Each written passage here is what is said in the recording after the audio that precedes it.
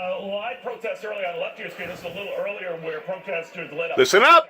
Outside the Bank of Fire. No one seriously heard, but again, this is the 18th straight weekend we've seen these type of dust-ups. This is particularly violent. 18th weekend straight.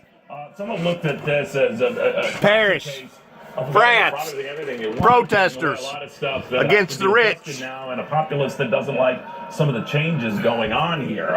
That's what we're simplifying it enough to say. This is probably what's going to happen to America if we don't have a solution to our indebtedness and our problems over here. And I hate to see it come all the way over here. For them and leaders of these various countries who used to snicker at Donald Trump now are in single-digit poll numbers themselves. The irony of life. Back with us is Lauren Simonetti. We got Gary Calthon and Dan Geldrick. Dan, what do you think of this? Because part of the theme here is that government has failed us, and we have a lot of candidates running on the left here who say government is the answer to help us. Government is clearly not the answer to help. I mean, government has a function. Take care of people who can't take care of themselves, defend your nation, those types of things. As government continues to seep into every industry, this is what you end up having, Neil. What do you think? Well, let's see, you put in a wealth tax and people leave, you get rid of the wealth tax and you get all the people mad, and then you put back the wealth tax and drive them up a wall again and hurt the economy, and you have economies in recession in Europe right now, people losing jobs. And that is, by the way, exactly what has gone down in France. And this is what you get. But unfortunately, there is a certain group of people that want to destroy instead of just protest. They want to destroy banks instead of having a conversation, and this is what you end up with at this point. It's only going to get worse. You know, you cover right and early in the morning on Fox Business Morning this idea that our markets have been doing very well, our economy certainly better than what's going on across Europe, and we've been, you know, haven for a lot of capital. I don't know how long that goes on, but given comparisons like this, I can see why it goes on. There was a consumer sentiment report out earlier this week, and the one thing I picked up on this report is that, well, where's the downturn in the economy here in the U.S., but the bottom two-thirds of people in this report felt better. Their wages are going up. So there's a sense of aspiration, inspiration, as here in the U.S., this idea of wealth and the wealth gap is forming the opinions on the left, right? They want to narrow that gap. I choose to think of it as if everybody makes more money, that is a good thing. And by the way, people are making more. There was one survey this week, right, Dan, that there are more millionaires now, or the jumping millionaires, than there are people in Sweden. Yeah, 10.2 million households are now millionaires in the United States.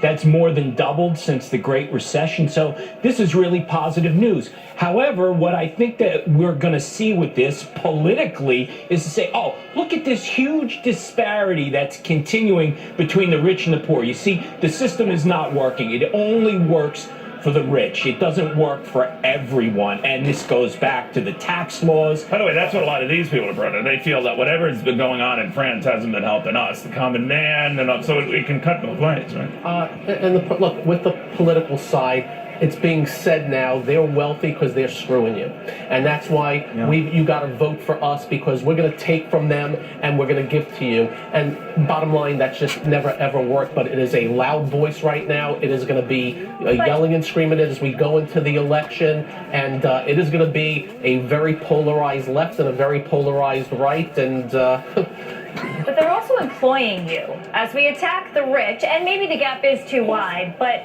you know, Berkshire Hathaway has almost 400,000 workers. Amazon has more than 500,000 workers. So these are, I mean, they're employing you. So, but does any of this kind of stuff hit us? I mean, it's great to be a haven for capital and all that, but if China's slowing down, we got evidence of that, regardless of a trade deal when it comes to pass. I assume it will.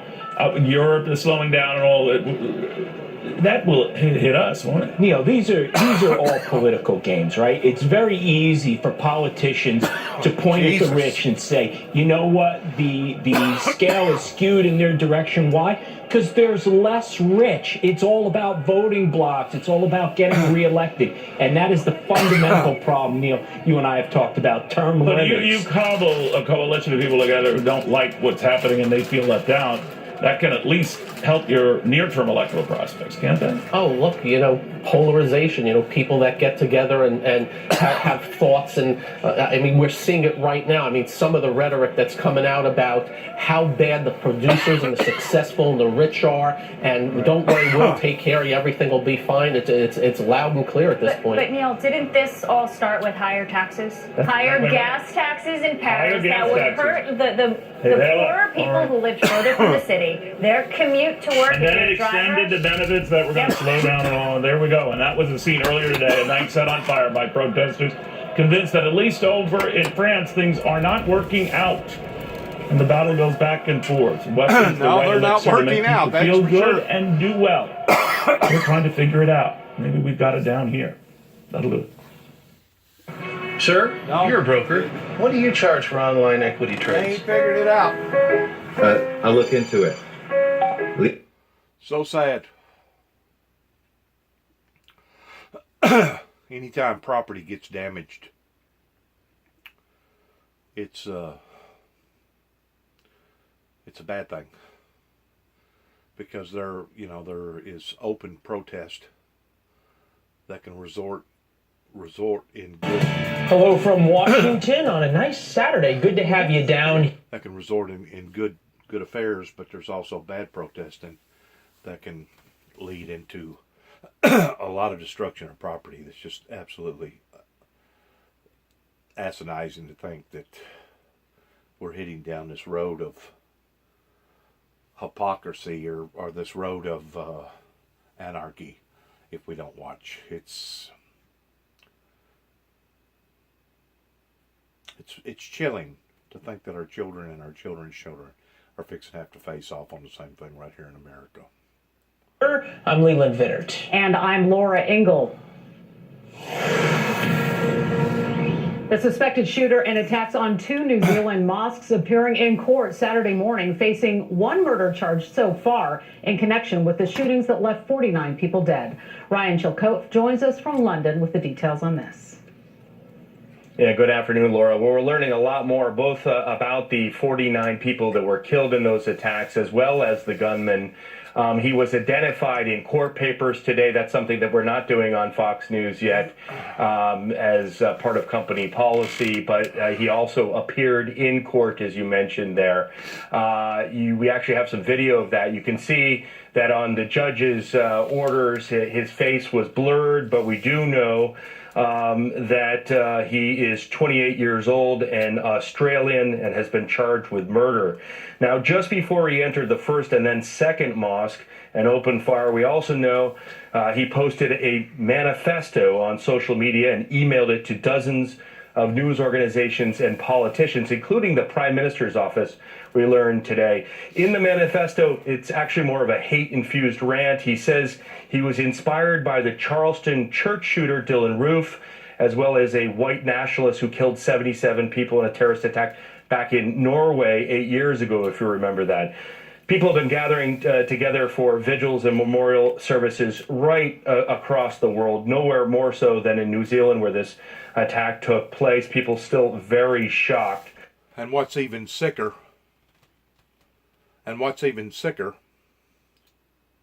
is that the guy put a GoPro or some sort of a device on his body that was live streaming during the time that he went in and done all this. Facebook supposedly didn't catch it quick enough, and now it's already done been fed out to other social platforms. And you got people on the black web that look for stuff like this because this is what is appealing to them. This gory stuff. In other words, you can type in something gory and go to real gory stuff that's just mind-blowing, because this is all part of collateral damage in regard to one country wanting to make war with another country pertaining to collateral damage. In other words, this is all part of their devices of self-destruction that is now coming back and biting everybody in the rear end pertaining to their inventions of the gun, of the gun, of the gun. Casualties of war. That's what we're seeing whenever you see stuff like this, regardless whether it be in New Zealand or America or in other parts of the world. What you're seeing is casualties of war. Individuals that has taken the very same object that various people used in war. Rather than want to make peace, they wanted to make war. And now they're using this to attack the Christian society all over the world, which is another fulfillment of biblical Bible prophecy towards what the Bible talks about, that in the last days Satan will rise up in great wrath because he knows that his time is short. What would motivate an individual, some creepy, sick, demented individual, in doing something like this, kind of like going up into Sandy Hook or South Carolina into that school and killing innocent people? What would motivate a human being to want to do this to another human being other than pure, mere evil? Whenever a lion attacks, or a bear, or any other animal, usually it's in attack mode because it feels threatened, or it's hungry. These people are doing this just for the sight of entertainment. These people are doing this just for the pure pleasure of stimulation. Satan has taken over their whole body, their whole mind, their whole reflexes. And they have allowed for this demonic, supernatural figure to do this. And if this can occur again and again and again to the point that we become callous to this abnormality towards turning it into a normality, what's next? You have to ask yourself a question whenever you see these big events that have occurred over here in America, such as the event in Las Vegas, in which I was told last night they had a robbery or an attempt to robbery in one of their casinos last night in Las Vegas, where somebody pulled up there and was going to rob a casino. But to kick out a window and just go to shooting amongst people, or to go into a nightclub down in Orlando, Florida, and kill 50 or 60 people, you have to ask yourself a question: what is going on? Number one. Number two, why is it going on? And what's the end game in all this? What's the end game? Well, if we become calloused enough as Homo sapiens upon this planet to the point that we look at images like this and say, oh, well, it's just another nut job that decided to take his or her anxieties and aggressions out on society. If we become callous to this, is the next step nuclear armament and nuclear attack upon one country, upon to another, towards the total annihilation of civilization? Is that where we're heading with a society? You know, we got a big problem right now with children that are being reared up here in America. And if it's happening here in America, I'm sure it's happening in other parts of the world as well, towards attempted suicides. These children are seeing all these images, just like you're seeing right now. And they don't want no part of this. And to be quite honest with you, I don't blame them. I wouldn't want no part of it neither. And we're sending out so many mixed signals to our children, our youth right now, that no wonder they don't know if they're a boy, if they're supposed to walk into a girl's bathroom, or if they're a girl and they're supposed to walk into a boy's bathroom. We're sending all these mixed signals to the point that our youth literally don't know what to do. We have been bombarded with all this information and all this gory, creepy stuff that is just absolutely sickening, because whenever I was growing up as a child, you didn't hear of such incidences as this 25, 30 years ago. So it's pretty obvious that there's been a mistake that has occurred that has created this type of atmosphere of hate, this atmosphere of evil. It's pretty obvious something has happened here, or something is going on here, kind of like with our with our greenhouse atmospheric conditions changes. I told somebody the other day, I go, yeah, the more irregular that the Homo sapien race acts down here up onto the earth, we mirror that by seeing all these irregularities happening with our weather events. Towards whenever we do have rain, we get too much rain. Whenever we don't get no rain, it's just astronomical towards going into a drought. Whenever we get a storm, it ain't just a little storm, it's a big storm. Floods, famines, fires, tornadoes, hurricanes.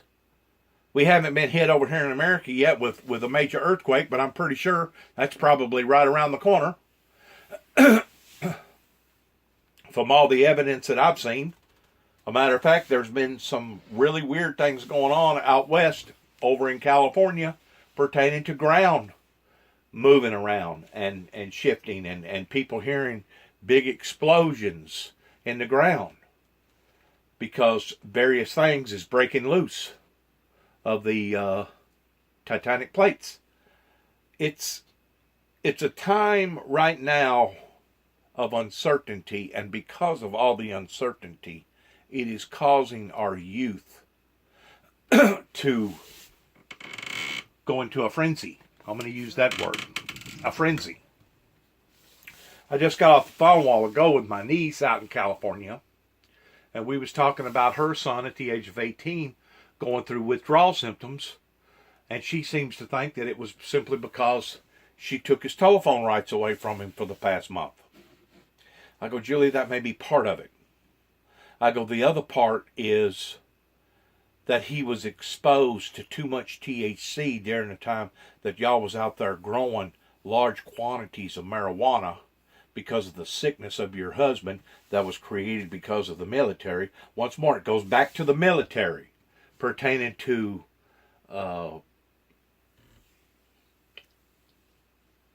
victims that are being victimized because of these inventions that's been created.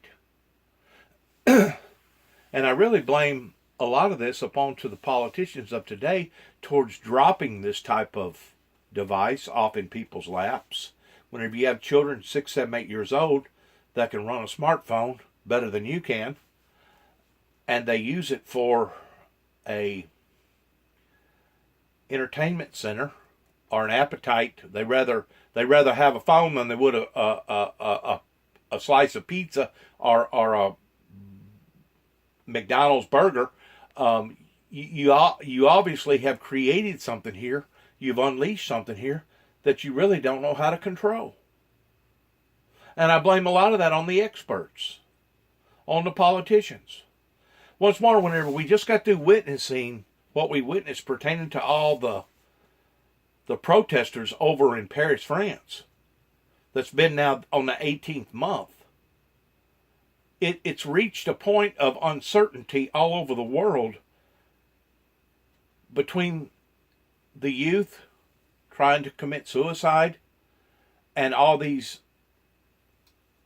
unbelievable acts that's absolutely incomprehensible that anybody would even dare to do something like this.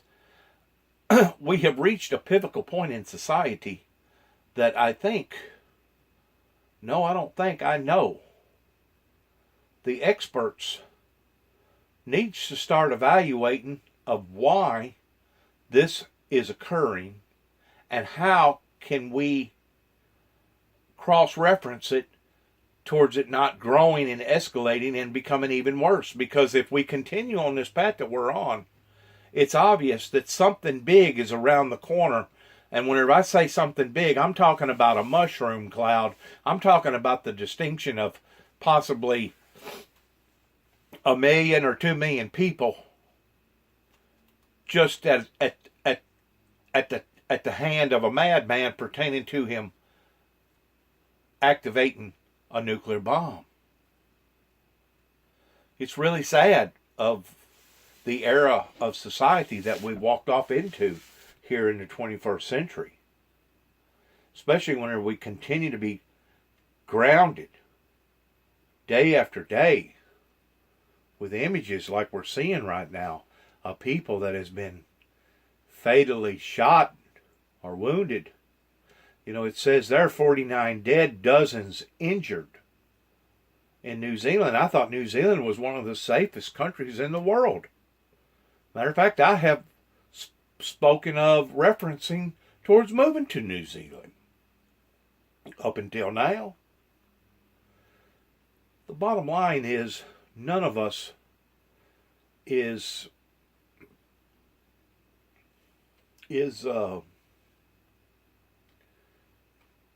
exempt from this type of horror that could happen right in your own backyard, or right in your own mall, or right in your own church, or right in your own downtown district pertaining to a parade or a carnival or a ball game.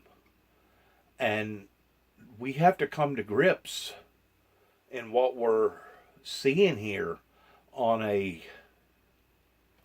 almost a day-to-day, week-to-week, month-to-month series. And of course I put forth a lot of it on maybe technology as far as us being able to view and document these things on camera. But the bottom line is this country, this planet, was not as hostile 35, 40 years ago as what it is now. And I don't think there's nobody out there that will argue of that fact. It's almost like something has unleashed out of the very pits of hell to the point of seeing this type of madness, this type of destruction on levels that we ain't never even thought about. Let's watch the rest of this, please. This is so sad. And there are still, we know, in Christchurch, several people fighting for their lives. We also know that the shooter didn't just use social media to post his manifesto.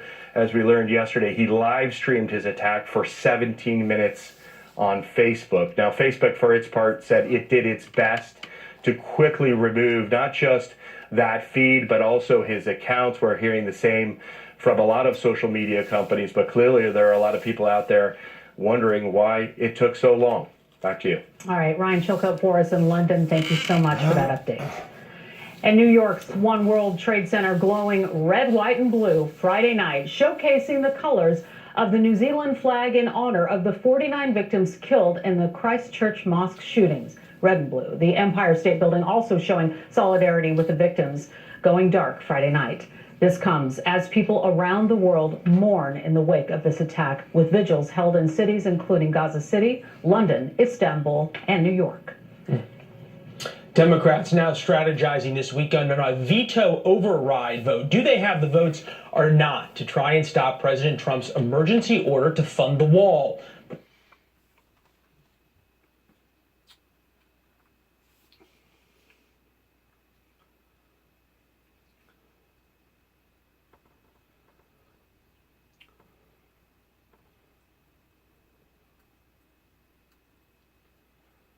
This anti-Semitism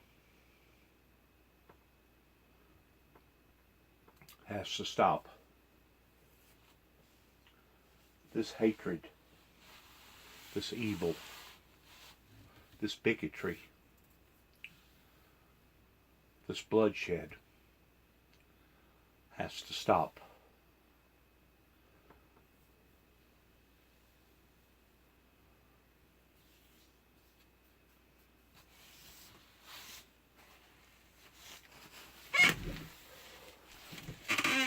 People need to awaken and realize that we're all under siege.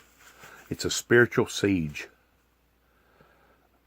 Every demon in hell has come out of the woodwork towards wanting to bring hostility to the Homo sapien race up onto this planet. And if we are not smart enough to identify it and do something about it, then we're going to suffer great consequences that are going to be, and has yet to be, I think you get the idea. Shalom.